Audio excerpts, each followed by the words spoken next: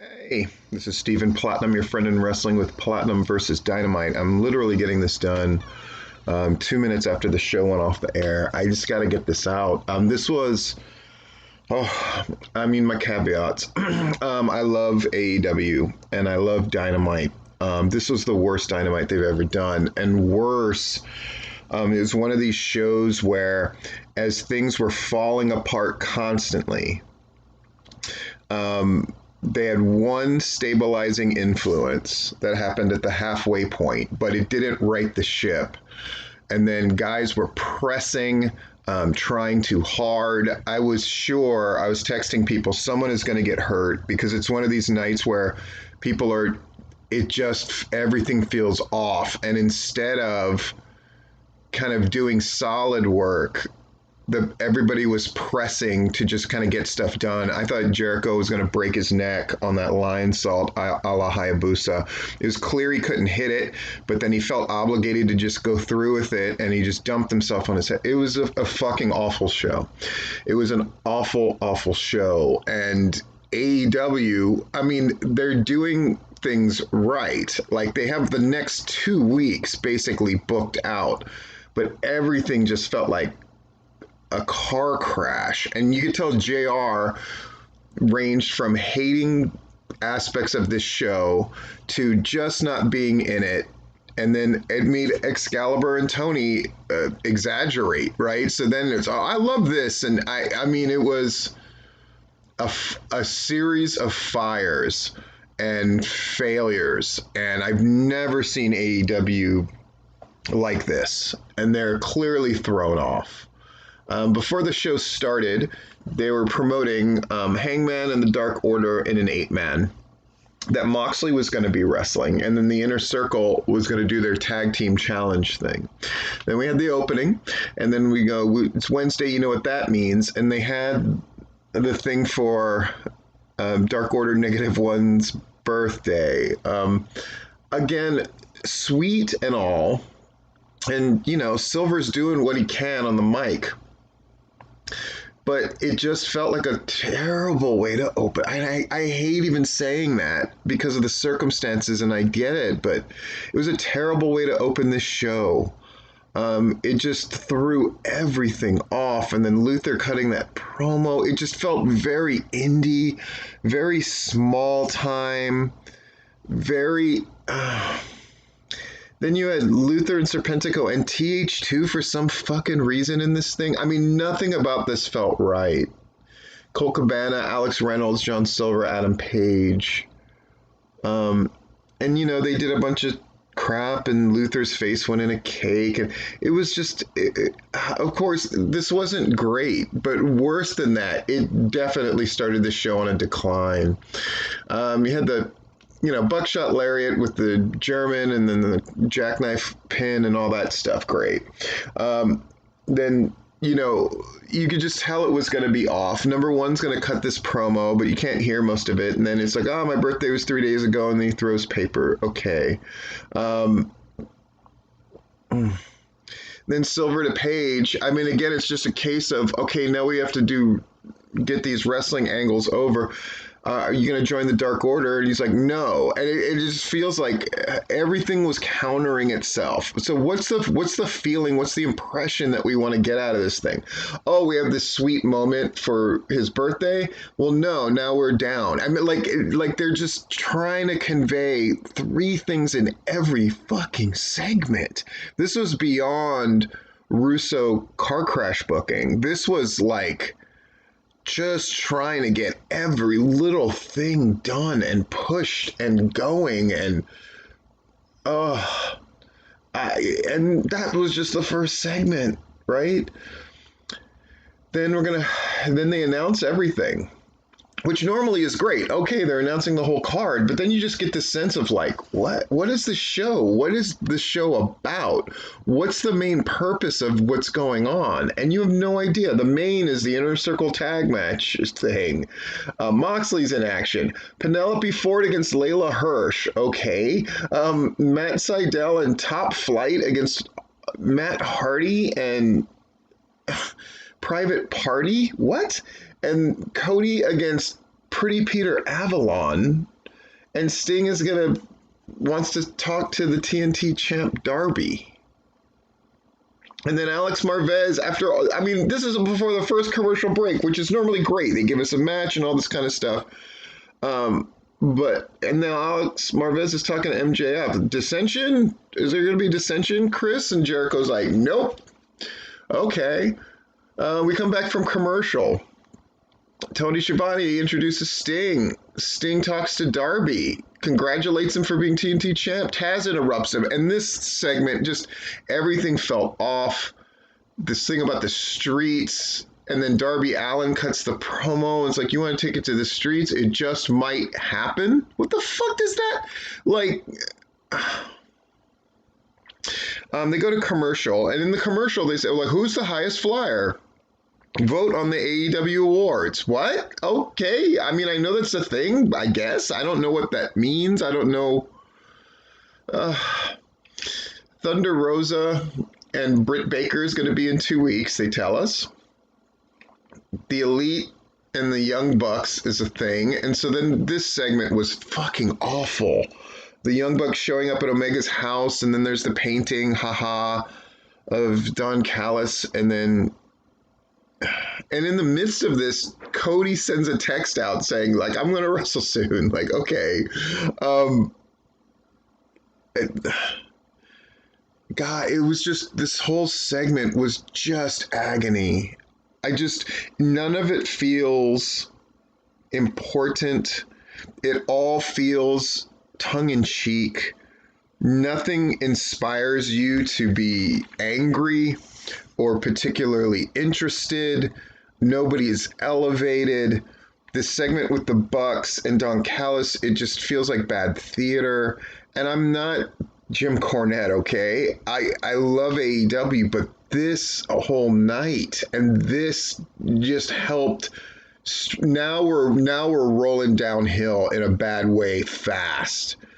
So we got a match, Pretty Peter Avalon, which again, like, against Cody Rhodes with Arn. So we have a foregone conclusion match.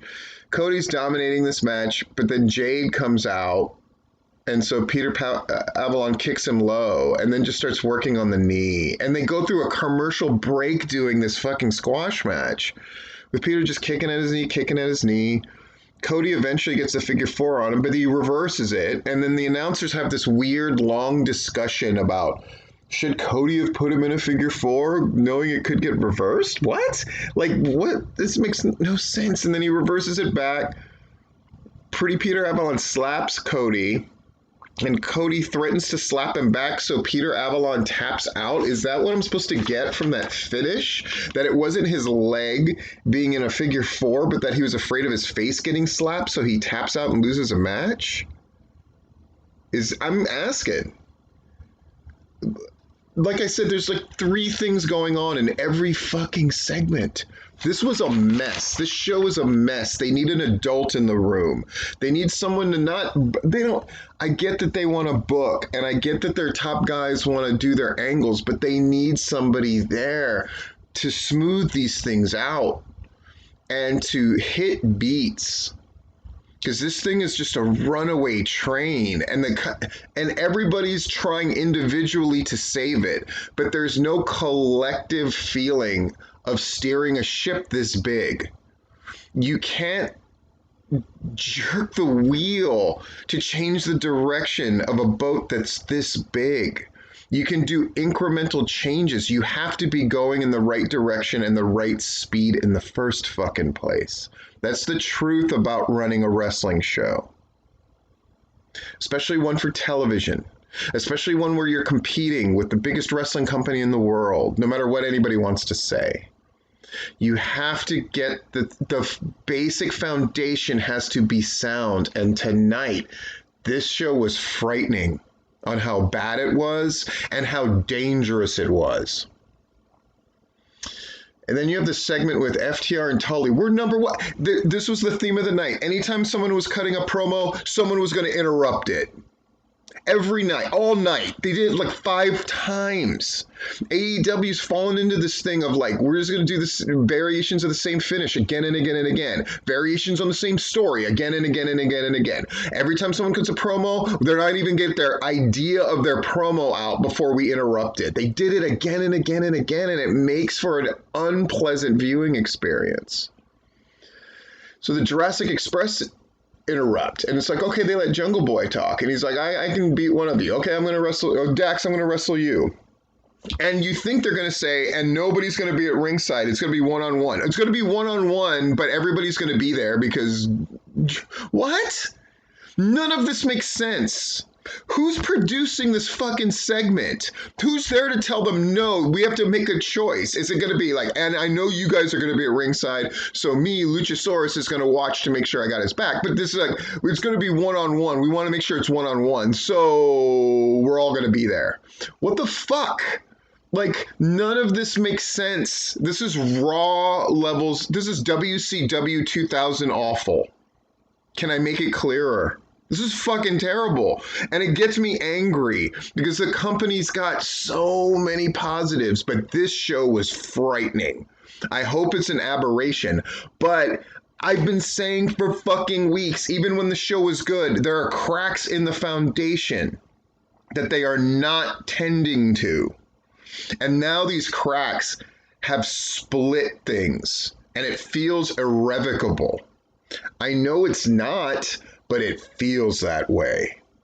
And I'm so angry and emotional because AEW is needed in pro wrestling, but not if this is how they're going to lead.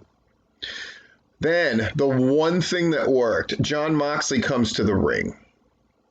And there's energy, and his music is familiar, and it feels secure. Cody's changing of the music to that Snoop Dogg remix, I'll just say it, it's fucking horrible. And it takes away from his presentation. I mean, am I wrong? I'm not wrong. It's terrible. But Moxley's thing is familiar, but then we go to commercial. Okay. And then we go back and Nick Koromoto is just in the ring. Okay. Again, it's just things that just feel off to you because they're taking you out of the natural rhythm of how these things are done. So this dude doesn't even get an intro. Okay, it's a foregone conclusion match. Great. Fucking Moxley gets a good match out of Nick Koromoto. Wins with that cool looking choke. Okay. Now, it's a bulldog choke, but it's really done more like a kind of a rear naked kind of feel. So again, it's like, okay, so like Anna Jay's finisher. You see what I'm saying? But I mean, I know it's nitpicky stuff, but fuck it, man. This was, and like I said, this was the best thing all night. Moxley beating him, and then cuts a really great promo where he makes it definitively clear. I'm going to take good. You got the Good Brothers with you. There's more arms for me to break, more kick-ass. In fact, it inspired me for an article. I'm writing yet another article tomorrow if I figured out who Jon Moxley epitomizes. And it's not fucking Stone Cold. It's something much cooler and much better. So that, to me, was like, good. Okay, Moxley is back, and his motives are super clear. I'm coming after Omega, and if Omega's got some people with him, I'm going to go through them too. Great babyface promo. Then we got Dasha back there with Eddie Kingston, who starts to talk. I mean, the guy who's one of the best talkers in fucking wrestling, and you interrupt it with fucking Lance Archer and Jake Roberts, and then they yell a bunch of Becks. Lance Archer starts doing poetry. They call him out for doing the poetry, and then there's a bunch of yip yap. It's a fucking mess, guys. This is fucking awful. I'm fucking laying it out, and it's whatever. And I mean, who are you, Stephen Platt? I'm a guy who knows how to fucking book a fucking show, and I'm a guy who knows how to get the best out of people in promos, and I'm a guy who knows how to fucking help you clean up and improve your show. Ask around. They need an adult in the fucking room, because there's too much happening, and almost none of it lands. We go to commercial. We come back, and Alex Marvez is now with Kenny Omega and Don Callis. It's so fucking terrible. Omega walks over, sees Don Callis in the bathroom. Oh, your face is bruised. Who did it? And he finally goes, Nick and Matt. Oh, I didn't mean to say it. And there's sound issues where they keep cutting in the sound during this fucking thing. Sound from the arena. It's so bad. It's so fucking Bush League. Match number 4, Matt Sydal in Top Flight against Matt Hardy in Private Party. This is a fucking god-awful mess. The referee looks like an asshole. The guys are just in the ring indiscriminately for huge amounts of time. Jim Ross can't stand it. Jim Ross hates this match. And Tony's trying to kind of save it. And Excalibur just prattles on. And the whole thing's a fucking mess. They narrowly avoid serious injury repeatedly. And I see you, AEW. Okay, this was a good way to slip Matt Hardy into a match. It's been long enough that we've forgotten that he almost fucking died, right? Cool. And then the long and short of it is Private Party, who's avoided being full heel, uses a chair to set up a shooting star press, and that's the finish. There are so many fucked up spots in this. Top Flight fucking up all those spots where the guys are just dumping themselves on their head. It's a fucking train wreck. And I just go like, oh no, I was hoping the Moxley thing slowed down the show enough and established something, but we still have 3 matches to go. We're into this, well into the second hour, and we've got 3 matches to go and a bunch of fucking segments. So they're going at a breakneck speed, and you can just feel the pressure to try to make something happen in this show. And the crowd, you can feel their energy is off because they're witnessing a show that's clearly off. Right? So MJF, we have a segment where MJF and Wardlow go on the inner circle without Chris Jericho there, where MJF is like, you know, we're going to do this thing, guys. And Sammy won't shake his hand. Okay. Match number 5, Layla Hirsch against Penelope Ford. There's great individual moments with this, and Orange Cassidy's watching. But, I mean, the moment where Layla Hirsch counters the springboard into an armbar is really cool. There's a segment where Layla Hirsch like kind of brawls with her and then picks her up off of the mat and gives her that German. They make this big thing about Layla Hirsch is so short, and they keep bringing it up to the point where it's diminishing her, literally and figuratively.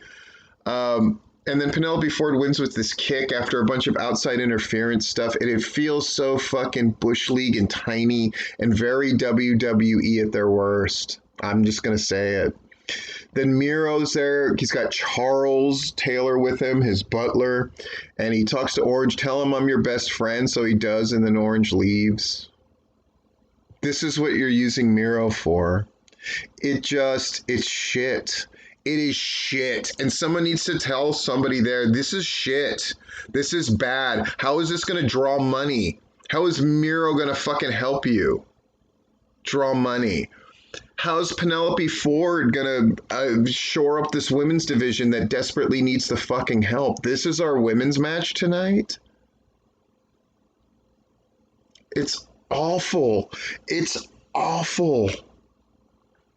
Then we go backstage. Let's get cameras back there. Thanks, JR. You're right. Good brothers are beating up Penta, and then Omega takes off his boot and hits him with it and grinds it in. What is this shit? Why is this happening? Why would Penta be by himself? What does this have to do with the Bucks fucking blacking Callus's eye, which is the last thing that we saw? None of this makes fucking sense. We say what's happening next week. Eddie Kingston against Lance. Cody responds to Shaq? What the fuck? From weeks ago? Is Jericho going to respond to Tyson now too? What the fuck is happening? Dax against Jungle Boy. With everybody there, I guess. Young Bucks and the Good Brothers against the Dark Order? None of this... What? And then at Beach Break, we're going to have the wedding. We're going to have Thunder Rosa against Britt Baker. And a tag team battle royal. Okay. And then during the main event, they announced this other match of Omega and the Good Brothers against Pac, Moxley, and Penta during the fucking match, completely taking away from everything.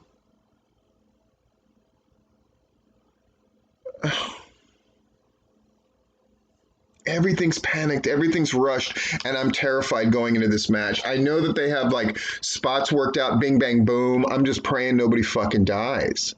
Sammy and Hagar, Santana and Ortiz, Jericho and MJF. They establish, the announcers do a good job trying to rein this fucking thing in. And Aubrey Edwards does a great job, but they don't structure the match in a way that makes her look like a fucking idiot until they do, with all the fucking foreign objects and all the rest of the shit at the end, which would be allowable, except the whole show's been a cluster. So it just stands out. The long and short of it is MJF wins with a schoolboy roll-up holding the tights. Eesh.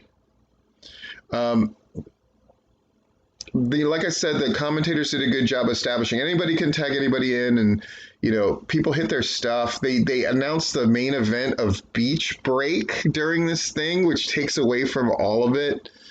And the stakes are whatever team wins is going to be the primary team that goes after the tag titles. Okay. And Jericho and MJF win, and that's it. What a fucking mess. And I gotta know, as a guy who's been a part of, more than 1,000 wrestling shows, and a guy who ran a few hundred on his own, what was the mood? Did everyone go back there and go like, okay? Did everybody go back there and go, oh, it was a fun show, guys? They should be fucking yelled at, because they just did the worst show in Dynamite history, and I've seen them all, and I'm scared for what this means. And I've never done Platinum versus Dynamite this long, but I'm doing it because you gotta hear me, and people and wrestling people and who are in indie shows gotta listen to this, man. When the fucking wheels are coming off, the key isn't rush headlong through and do more. The key is do less. Settle yourselves down. Settle the show down. If that means they had to cut out the fucking Layla Hirsch Penelope Ford match, cut it out. And fucking slow the fucking thing down. Because this was a fucking mess. This has been Platinum versus AEW Dynamite.